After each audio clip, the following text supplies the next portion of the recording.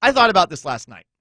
It really didn't take a whole lot to get Russell Wilson happy this offseason, did it? Jeremy Fowler was on Jake and Stacey yesterday, and he said that Russell Wilson is happy now. He got the things that he wanted. And I don't want to besmirch the Seahawks' big additions on the offensive side of things this offseason.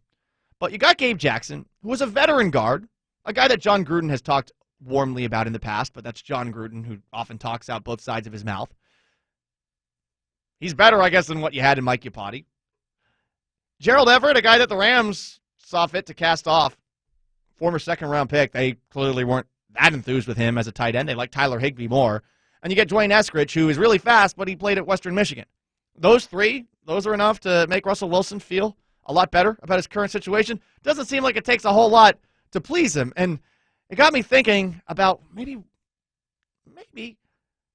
there's a conspiracy theory here that Gregg Rosenthal had entertained on last week's Around the NFL podcast.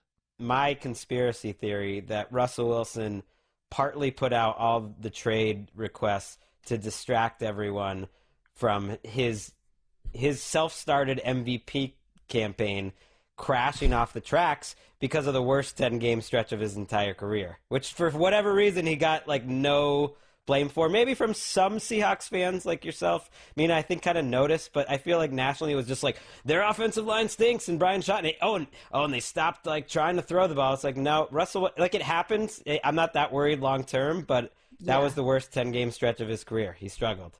It did feel like there was a little bit of blame shifting going on down the stretch. There was more of a spotlight on him with what he said during the offseason, with what he said in the first half of the season.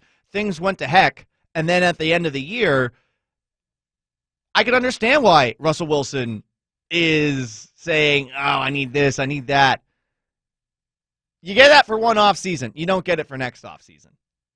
I'll make that compromise for all those people who think that I do not like Russell Wilson. I love watching him. I am sometimes tired of his antics.